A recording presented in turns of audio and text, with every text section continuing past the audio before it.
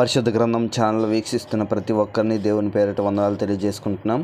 ప్రేమ, సంతోషము, సమాధానం సదా మీకు తోడేండి నడిపించును గాక. నిన్నటి దినాన కీర్తన గ్రంథం 67వ అధ్యాయం చదువుకున్నాం. ఈరోజు కీర్తన గ్రంథం 68వ అధ్యాయం చదువుకుందాం. దేవుడు లేచును గాక, ఆయన శత్రువులు చెదిరిపోవుదురుగాక.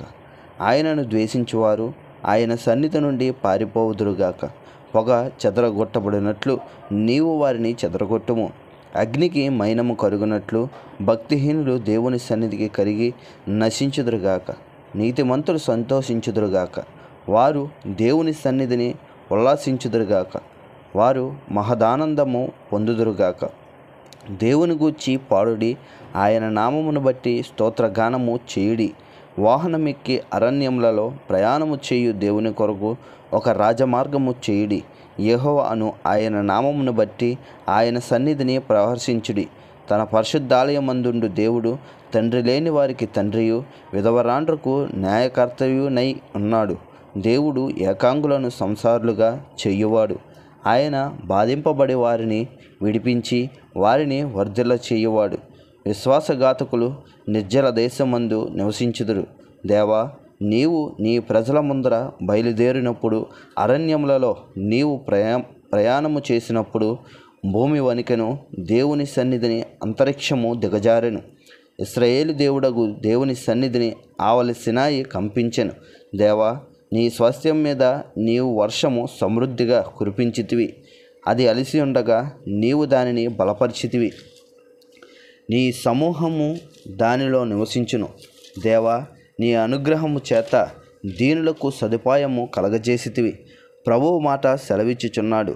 దానిని ప్రకటించు స్త్రీలు గొప్ప సైన్యముగా ఉన్నారు. సేనల రాజులు పారిపోయెదరు. ఎంట నిలిచినది దోపుడు సొమ్ము పంచుకొనును. గొర్రెల దొడ్ల మధ్యను మీరు పండుకొనగా గువ్వల రెక్కలు వెండితో కప్పబడినట్టున్నది. వాటి ఈకల రెక్కలు పచ్చని బంగారుతో కప్పబడినట్టున్నది. సర్వశక్తుడు అక్కడ రాజులను చెదరగొట్టినప్పుడు సల్మోను మీద హిమము కురిసినట్లాయను. బాసాను పర్వతము దేవపర్వతము, బాసాను పర్వతము శిఖరములు గల పర్వతములారా, దేవుడు నివాసముగా కోరుకొన్న కొండను మీరెలా వారచూపులు చూచుచున్నారు? యెహోవా నిత్యము అందులోనే నివసించును. దేవుని రథములు సహస్రములు ప్రభువు వాటిలోనున్నాడు. సినాయి పరిశుద్ధమైనట్టు ఆ కొండ పరిశుద్ధమాయను. నీవు ఆరోహణమైతివి, పట్టబడిన వారిని చెరపట్టుకొని పోతివి. మనుషుల చేత నీవు కానుకలు తీసుకొని ఉన్నావు. యెహోవా అను దేవుడు అక్కడ నివసించినట్లు విశ్వాసఘాతకుల చేత సహితము నీవు కానుకలు తీసుకొని ఉన్నావు. ప్రభువు స్తుతినందునుగాక. అనుదినము ఆయన మా భారము భరించుచున్నాడు. దేవుడే మాకు రక్షణకర్త అయి ఉన్నాడు. దేవుడు మా పక్షమున పూర్ణ రక్షణ కలగజేయి దేవుడై ఉన్నాడు. మరణము తప్పించుట ప్రభువైన యెహోవా వశము. దేవుడు నిశ్చయముగా తన శత్రువుల తలలు పగలగొట్టును.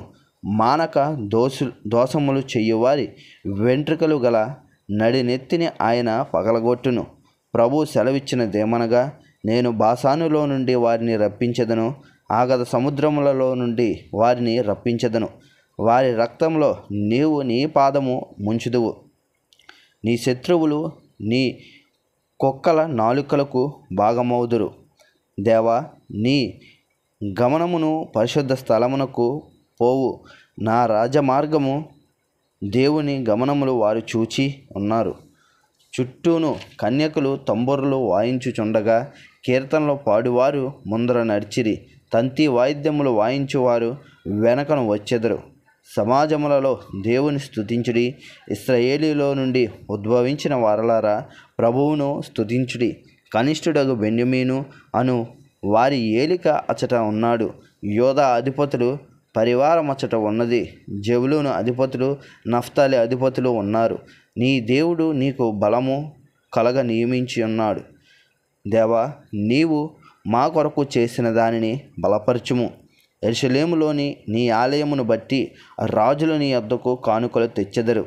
రేలులోని మృగములు, ఆబోతుల గుంపు, దూడల వంటి జనములను లొంగి వెండి కడ్డీలను తెచ్చినట్లుగా వాటిని గద్దింపు. గద్దింపుము. కలహ ప్రియులను ఆయన చెదరగొట్టి ఉన్నాడు. ఐగుప్తులో నుండి ప్రధానులు వచ్చెదరు. కూషీయులు దేవుని తట్టు తమ చేతులు చాచుకొని పరిగెత్తి వచ్చెదరు. భూరాజ్యములారా, దేవుని గూర్చి పాడుడి, ప్రభువును కీర్తించుడి. అనాదిగానున్న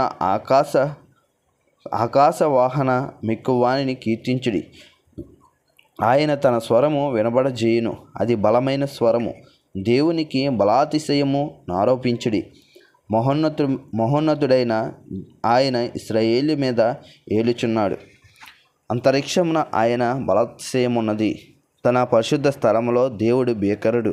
ఇశ్రాయేలు దేవుడే తన ప్రజలకు పరాక్రమములను అనుగ్రహించుచున్నాడు. దేవుడు స్తుతినొందును గాక. అంతటితో కీర్తనల గ్రంథం 68వ అధ్యాయం పూర్తయింది.